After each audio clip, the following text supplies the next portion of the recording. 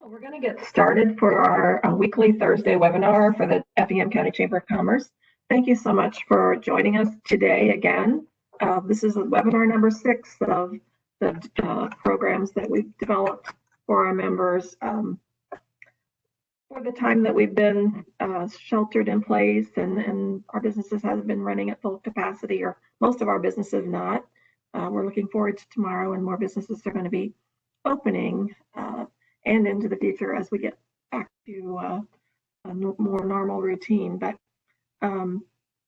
these webinars have been designed to give you information about different topics of interest to your business, planning needs, and we've had some great topics. And today is no exception as we talk about different HR issues as we begin to reopen our businesses and bring our employees back to work. There's a lot of things to be thinking about for our businesses. I'm going to start out by thanking the Bank of Hillsborough, who's our today's webinar sponsor. The bank is located at 501 North Keller Drive here in Effingham, and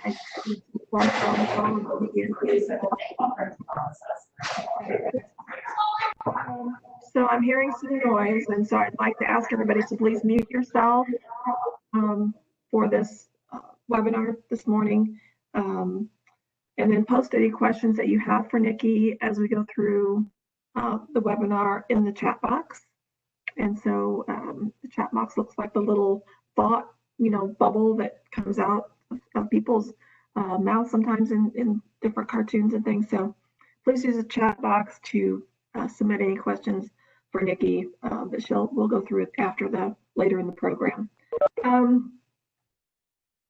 I said, we invited Nikki Blummer, who's the Vice President of Human Resources and Marketing at Diedrich Bank, to share some information with you. Nikki is PHR certified and has worked in human resource consulting for 10 years prior to joining the bank, where she created the Diedrich Bank's HR department. And in 2019, thanks to Nikki and the bank's efforts, Diedrich Bank was named an employer of choice. So welcome, Nikki. The ball is in your court now, and we'll continue to check the chat boxes. But again, please keep your microphones muted so everybody can hear well. So Nikki, take it away. All right. Good morning, everyone. I was shocked at the size of group I was talking to this morning, so I thought it was going to be much smaller, but we'll do what we can.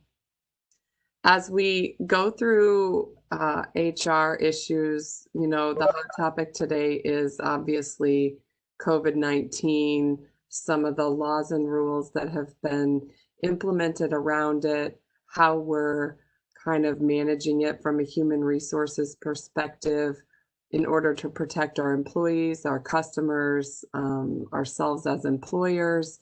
There's just a lot of different ways we're looking at protecting ourselves and kind of getting back to a new normal. I think everyone's eager to try to get back to the new normal, but we have to be prepared at the same time to kind of pull things back quickly as well, I think. So it will be interesting. I know we have a lot of employers on the line. HR and items that we talk about are driven so much by employer size and sometimes by industry. So I hope that what we talk about today pertains to most everyone. Some items may or may not pertain to you, like I said, based on whether or not, how many employees you have and whether you've deemed essential and stayed open, or chosen to lay people off or furlough people or have people working remotely. Hopefully there's some parts of the presentation that are applicable. Like Norma said, please feel free to shoot me questions via the chat box. It's on the right-hand side, or if you hover over your slideshow, you can see the chat box icon. So feel free to put any questions up there as we move through our presentation today and our topics. And we'll kind of just get started from there.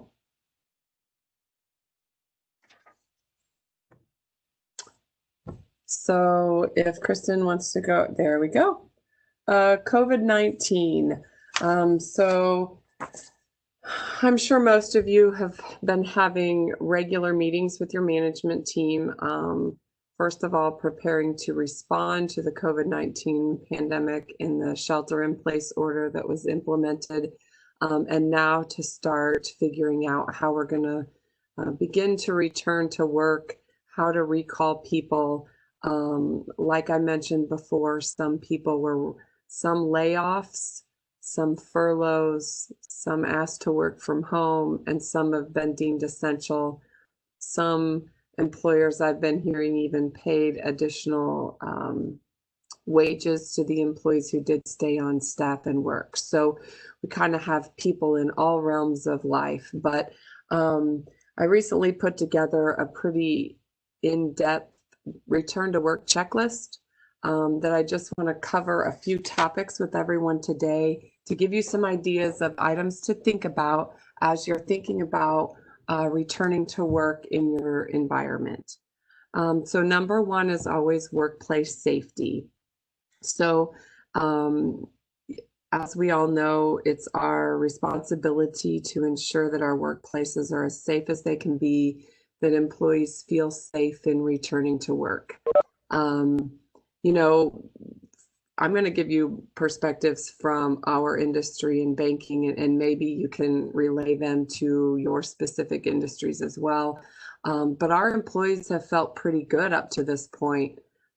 Banks have closed their lobbies, so we are business as usual. We're still servicing customers, but they don't have customer contact. So as we start to think about returning to normal and opening our lobbies, we've been essential the entire time, but have kind of kept our employees safe from customer contact, although money's very dirty coming through the drive-through. But so we feel like they've been pretty safe up until this point. And so we talk a lot about when we open those lobby doors and customers begin coming into work, we feel like that's when our employees are going to start to get a little more anxious maybe than they are today. So from a workplace safety perspective, we need to keep safety as a top priority for our employees and our customers alike. If you are an employer thinking about, or maybe you have implemented the health screening procedures, there is a memo, a sample memo that's been put together to relay that message to your employees as far as the employee screening procedures. So it just states that, here's our screening procedures. Are you going to take their temperature? Are you going to have them fill out a questionnaire? If you're going to do that, how are you going to track that? What are you going to do with the information? If you have an employee that, does have a fever and you send them home, how long are you going to require them to stay home? Will you pay them to be at home? All of those things come into question as you think about implementing health screening procedures. It's also important anytime you talk about health screening that you think about ADA and HIPAA and make sure you incorporate those legal topics into the procedures for screening for health for employees coming to work. I think there's also been maybe some places screening customers as well, or visitors. So same thing goes for customers and visitors as it does for employees. How are you going to track it? What's that communication going to look like? If you are going to screen customers or visitors, are you prepared to turn someone away? For the public will begin, and maybe some of you that have been out in the public have seen some people respond differently than others to that kind of rejection, or when you ask them to use hand sanitizer or wear a mask or whatever your procedures are going to be. And do you have your employees equipped to handle those situations? Hopefully they don't get too hostile, but I have seen some outbreaks in different places I have been over the past couple weeks over one person doesn't want to wear a mask in, so they have an outbreak. Another person thinks everyone should have a mask on, so if someone doesn't, they have an outbreak. So it's really, those are the people that are going to respond, and are your employees prepared to handle that? So safety measures, health screening procedures, developing an exposure response plan. So have you thought about, once we do open the doors, how are you going to respond to a customer that calls you 2 days after they have been there, or a vendor, and says that they tested positive for COVID-19? How are you going to respond to that? I will tell everyone that the CDC recently put out a 60-page document that's very helpful in helping you respond to exposure to COVID-19 as we start to open up. So I highly encourage, if you haven't already, to go to the CDC website and take a look at that. In specific, the last 20 pages. So if you want the summarized version, just go to the last 20 pages of the document. So from a customer or vendor perspective, if they come in and state that they have tested positive, are you ready, and do you have someone within your organization designated to be your contact person to say, we just had a customer call, they've tested positive? And if you are the contact person in your organization, what is your response to that? And it's my recommendation, and I know there's no one size fits all response here, but to have your plan of attack, to say, the employee who directly waited on that particular individual, or came into direct contact with that particular individual, is the one that you're going to send home. How long are you going to send them home? Those types of things.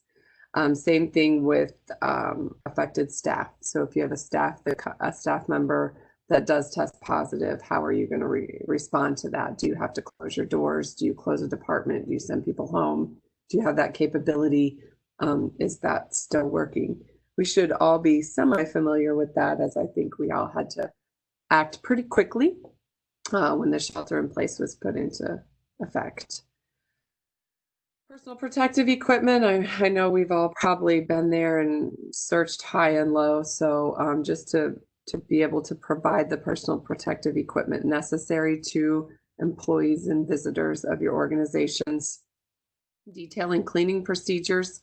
Are you asking employees to wipe down certain surfaces every hour? Are you having a cleaning crew come in more often than you did on a normal basis, or pre-COVID-19? Specifically, we look at high traffic areas as people begin to use our facilities more. So break rooms, restrooms, doorknobs, those types of things. And are you implementing additional cleaning procedures? Establishing physical distancing measures in the workplace. I'm sure we've all talked about this as well, whether it be securing markers on the floor to indicate, how far back customers need to stand. You're going to have to move around seating charts, possibly keep people home, keep some people back, and create a phased-in approach to returning all your employees to work. Restricting business travel. Are you going to continue to restrict the business travel? Specifically allow essential, but continue to do things via video chat for the non-essential. And then not only business travel, but also employee travel.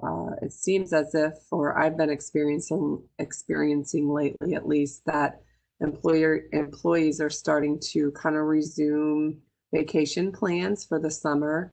And I have had the question a couple of different times now of, if I go here, do I have to stay home for 14 days upon return? So are you going to implement those types of travel restrictions?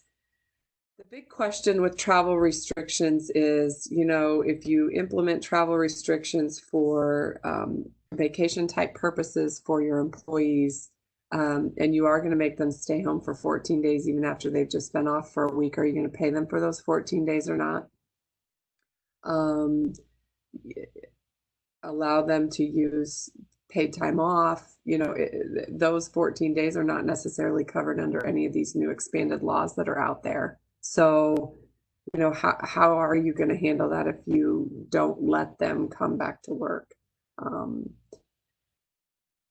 then, if you implement those types of things and you aren't going to pay them to stay home, will they start not telling you the truth of where they're going just so they can come back to work? And those types of things, we like to think that never happens, but people will get creative. So ensuring workplace safety and really communicating that with your staff, with your employees, and showing all of the efforts that you are putting forth to protect them, their families, and to keep everyone safe really, really, really goes a long way. Communicate it as often as you can and as much as you can. I'm sure you feel like you have sent out more updated communications recently than you'd like to, as we all have. Post notices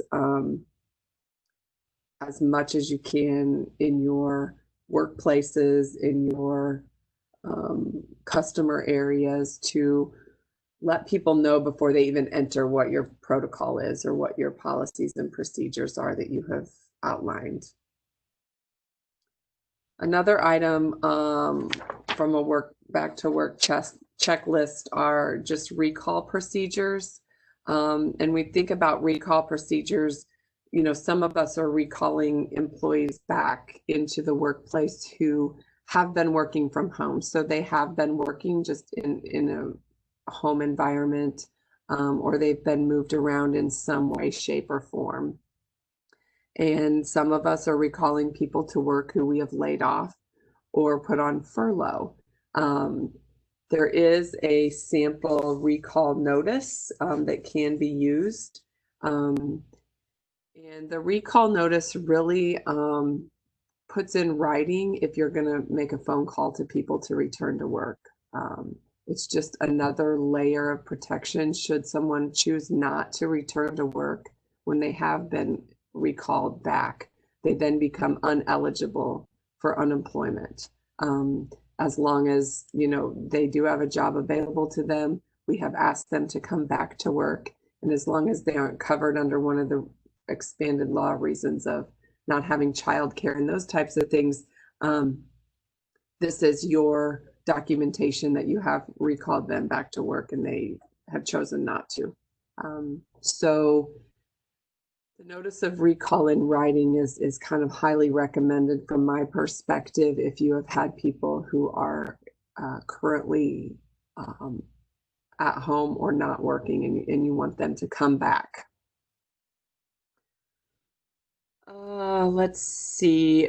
Also thinking about recall procedures is creating that plan for the employees that are in high risk categories for infection to return to work. So, maybe think about creating a phased in approach. So phase one of recalling people back are the more essential, or, we think about in this area of the world, people who maybe don't have terrific internet access, who have been trying to work from home but struggling for different reasons, but they can come back to the office. So think about a phased in approach to these people. So maybe bring back 25% of your workforce, let 2 weeks go by, see how people respond, how the environment responds to ensure, there's not further outbreaks. Then maybe bring back the next phase, which is, 25% more. As opposed to just opening the doors and letting people flow in. I feel like that gives you just a little bit more protection. It allows you in your workplace and your environment to adjust to this new world. Try to discourage people from hanging out, maybe in break rooms and places like that. And, we have discouraged from, ordering in food that people share. So if you're going to get pizza for employees, order individuals as opposed to people sharing things like that. We've kind of discouraged potluck type things, although we all love them. Right now, we're just trying to kind of lay low, keep things individually packaged, that type of thing. And then thinking about how you're going to handle employees who are either unable to return to work or unwilling to return to work. There's all kinds of reasons that you might hear, whether they're scared to come back to work. Some people will continue to have childcare issues, although school's out, summer's resumed. It seems like daycares and things are starting to reopen. There should be options for people now, and employees who remain under quarantine due to exposure to some kind of COVID-19. So we went through kind of workplace safety, recalling people, employee benefits. There are a few benefits that probably need some attention or thought as we talk about returning to work. One of them that has come up a lot recently is any PTO policy changes, vacation policy changes. The shelter in place put a damper on a lot of vacations and a time when people would normally take off work. So how are we going to handle that? Are you going to allow additional time in 2021 to take that time? Everyone's vacation, personal sick time policies are different, so it's very hard to speak on this subject, but think about yourself and your policies internally, and what can the organization sustain and handle, and what can't we? Do you want to pay some of it out when normally you wouldn't? How can you handle some of those vacation time off items? I'm just going to address a couple of questions that have come up here. A link to the new guidelines from the CDC, I can send that over to Norma. I think I received it in an email earlier this week, so I'll send that to Norma. Share a checklist. Absolutely, I can share this checklist. A resource we can share with our employees for childcare options. I have not seen a resource to share for childcare options. I can do some digging, or if anyone has a response to that, I guess, if you want to type it in your chat box, if anyone else has come across that. Here's my logical thought is everyone knew summer was coming, so you would think that they had arrangements for childcare over the summer, and people work on a regular basis. So if their childcare is closed, that's when you're going to come up with the issues. Ask if their childcare is planning to reopen, and if not, are they looking for other options out there? I'll think about that childcare option. People will use the childcare as an out, I believe, because it is covered under the new law. So you do, as an employer, though, have a right to ask what options has the employee explored for childcare.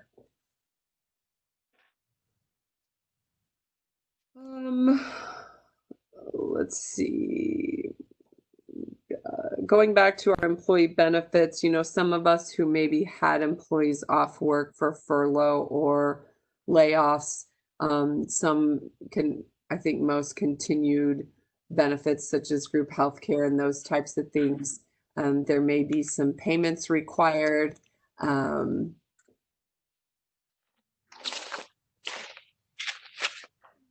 Payments that the employee owes you, and are you going to allow them to spread that over a certain number of pay periods to make that time up?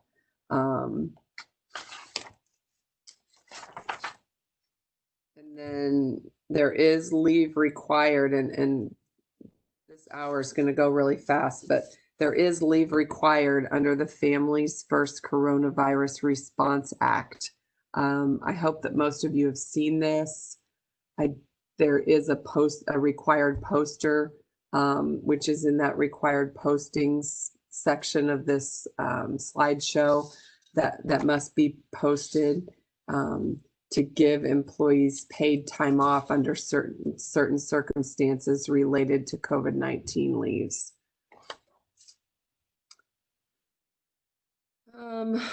Compensation is another item on my checklist. If you've made any compensation changes during this crisis, do you need to change anything back?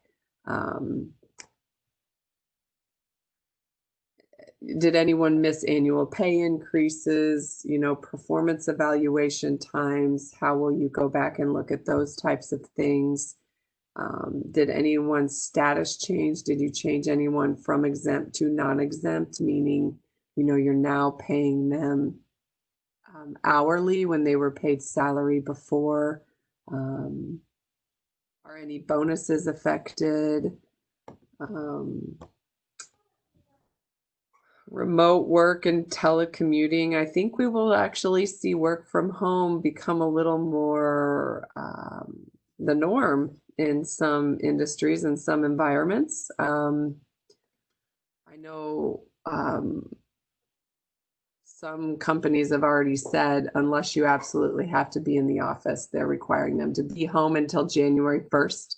So they're really, going to the extreme to ensure that they try to keep people as safe as they can. Now, that is a much larger national organization, but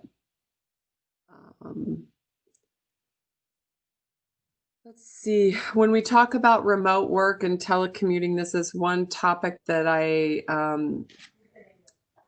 feel like has been pretty lax at this point, but there was a law put into play as far as employers being required to reimburse employees for items such as use of their home internet for work purposes, use of their cell phone for work purposes, and are you reimbursing employees for that?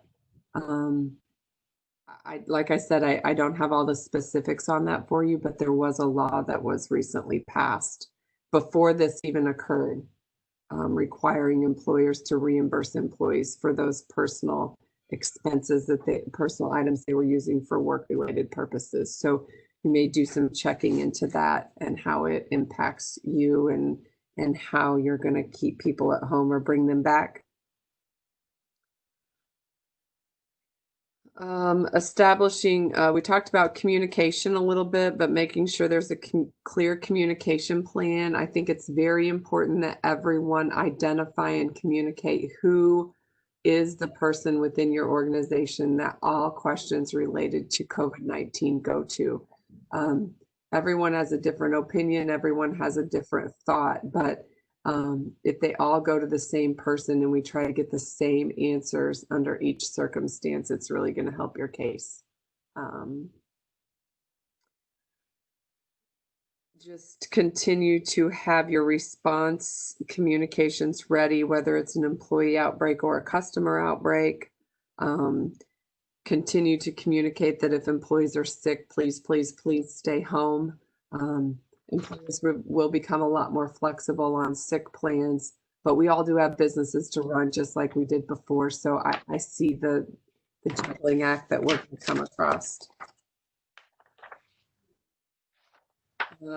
Some may need to consider policy changes. It's no longer business as usual, and we will likely need to update or create policies to reflect this new normal. So I mentioned paid leave policies to reflect the new regulatory requirements and business needs, attendance policies that may need to be relaxed or encourage sick employees to stay home. Do you have a need for a new time off request procedure? Have you thought about flexible scheduling options, compressed work weeks to limit the number of people in the building at one time, flexible start and stop times, fluctuating meal periods, adjusted rest or break periods if you provide those to your employees. We talked about travel policies, IT policies, remote work from home policies. So there's probably a whole realm of policy changes, and we could probably talk for an hour about that and how people are handling different situations. Business continuity plans. I think this has taught most a lesson to have a business continuity plan in place for instances like this that we thought probably before were never going to happen. That is my return to work checklist that includes the notice of recall and the employee screening procedures. As I mentioned before, I'll send the checklist over to Norma to get everyone to get out. I touched on unemployment insurance a little bit as it related to the recall of employees, which was really the intent of the topic today. But if anyone has any questions in relation to the unemployment insurance topic, we can do so. The point really here is that if employees were laid off or furloughed and you're recalling them back to work and they refuse to work, that is a reason for you to contact the unemployment insurance office and let them know that, so they can do further research into their eligibility. Norma says they're planning to host a webinar soon on unemployment, so sign up for that one. Required postings. There is a required posting for the FFCRA that all employers under 500 are required to post. Additionally, I also provided Norma with 2 postings. One is kind of like a stop, like a warning to customers or employees entering the building that, if they have any of these symptoms, please do not enter. And also one that you could hang up around the office that is stop the spread of germs. It's just a constant reminder, and I know we've been constantly reminded as we walk around and see all the hand sanitizer and masks and gloves and all of those types of things that we weren't used to seeing in our environment. But it's really showing and doing everything we can as employers to provide a safe workplace. Going on to the next slide, starts talking about the FFCRA, which is the Families First Coronavirus Response Act. So this act basically provides employees with additional time off for instances related to COVID-19. There's a very simple Q&A FAQ if you just go to Google and type in FFCRA. I'm going to hope that most people have at least looked at this. Some people have probably had to use it, some have not. It's important to familiarize yourself with these requirements and have the request for this FFCRA leave ready. So if you have an employee that says, I need to be off work because I've been contacted by the health department to quarantine for 14 days. Okay, there's your example.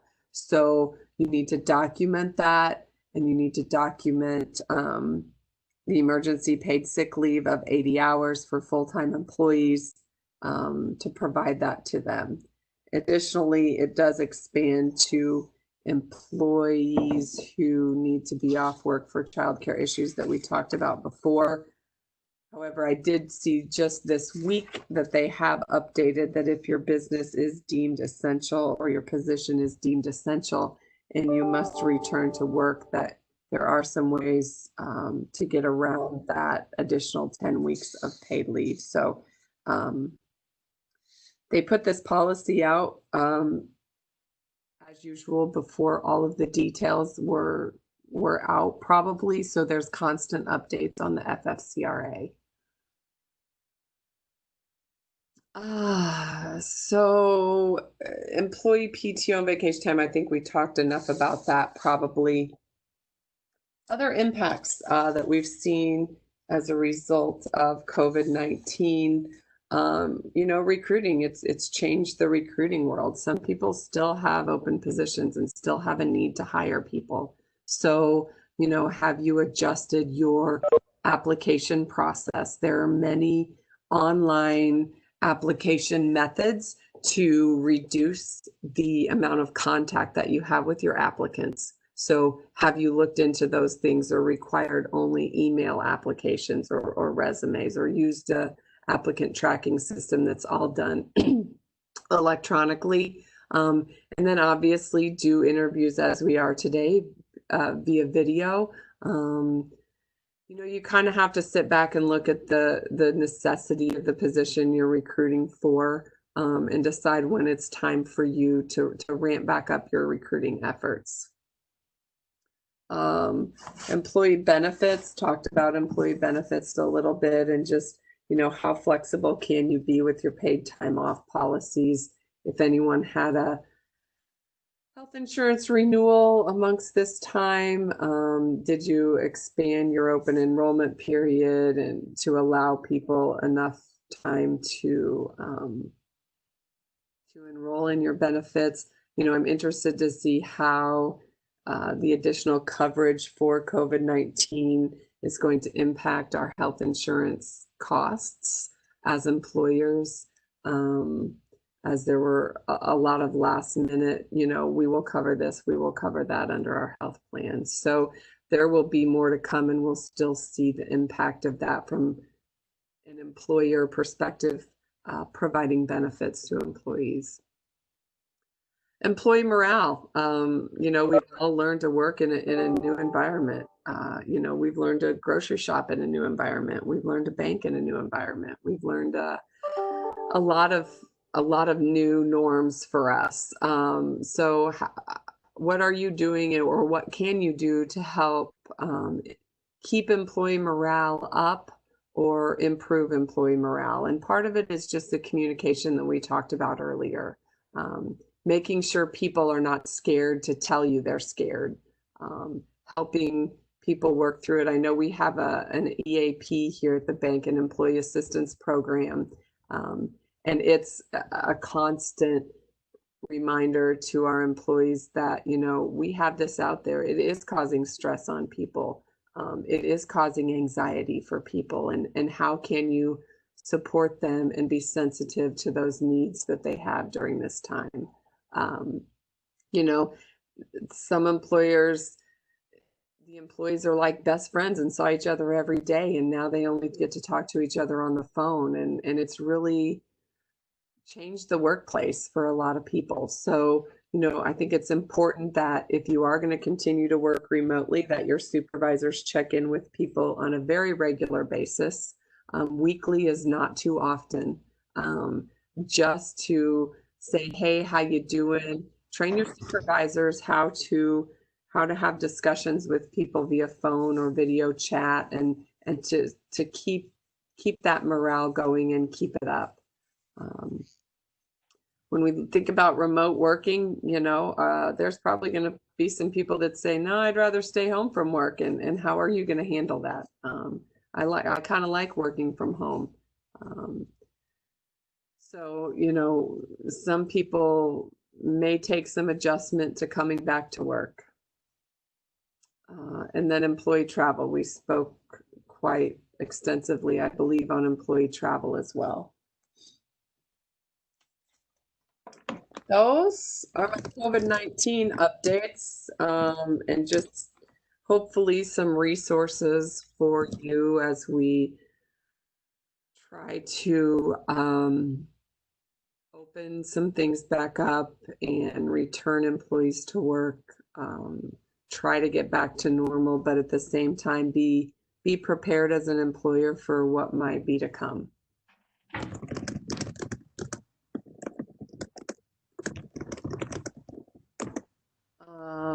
Kristen, if you want to go on to the next slides. I know COVID-19 is about all we've talked about and thought about recently, but we do have a couple of other items from an HR perspective that probably should not go unnoticed. One of them is required. Hi, this is Erin. Oh, Erin, you're not on mute. So sorry. So there was a law passed effective the beginning of this year that all employees must be provided with harassment training by the end of December. So this is an annual training that's required. All employees must complete it. Employers must keep documentation and acknowledgement of this training. I believe I just saw that the chamber is going to have something on this as well. They've had a couple already. I highly encourage you to attend one of the chamber's trainings that's related to harassment. It's good training.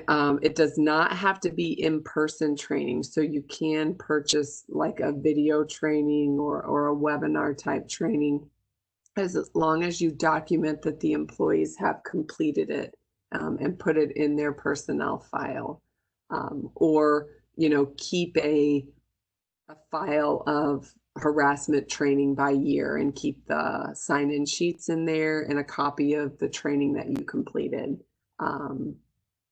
Okay, Norma says anti-harassment is on July 8th.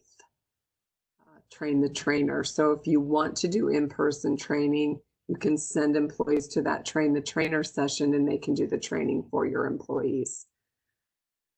As a HR person, depending on, once again, the size and scope of your employment base, harassment training is sometimes taken more seriously if done by an outside provider. Sometimes it's difficult for employees to take seriously or understand the seriousness of harassment training from an internal person. So that's just my personal experience and opinion there. It is a serious issue, and not one of us as employers want to have our name on the front page of the paper for harassment. So anything we can do to prevent that. I highly encourage separate sessions for managers versus employees. So anyone in a role supervising people, I believe there's an extra piece of harassment training from a complaint perspective that they need to know about. How to address complaints, how to identify harassment when it's not maybe been officially complained from an employee about, but that they see it in their everyday work with their employees. So I do highly recommend separate sessions for managers versus employees. Make sure that you have written procedures for filing complaints of harassment included in your employee handbook or harassment policy, and determine internal investigation procedures. You just want to make sure that every harassment complaint is taken seriously and that you take the proper steps, even if that means that you call an attorney to step in, or a consultant of some type. It's very, very highly recommended that you show that you have taken action.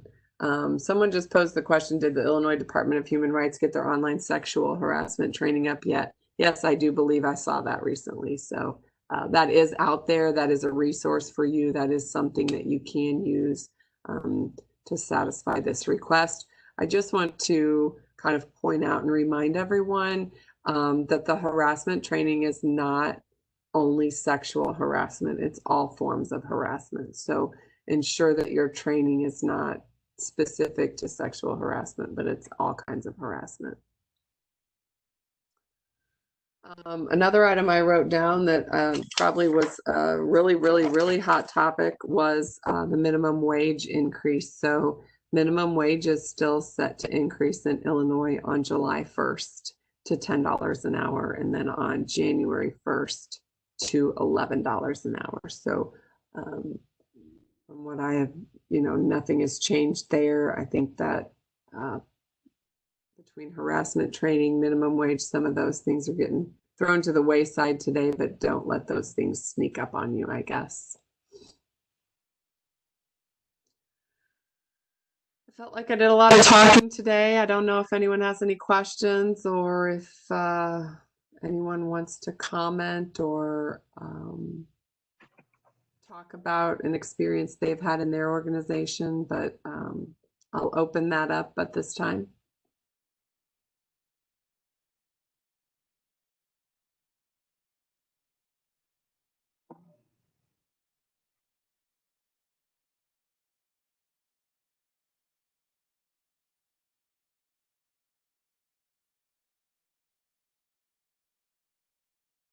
No. Silence is good, I guess.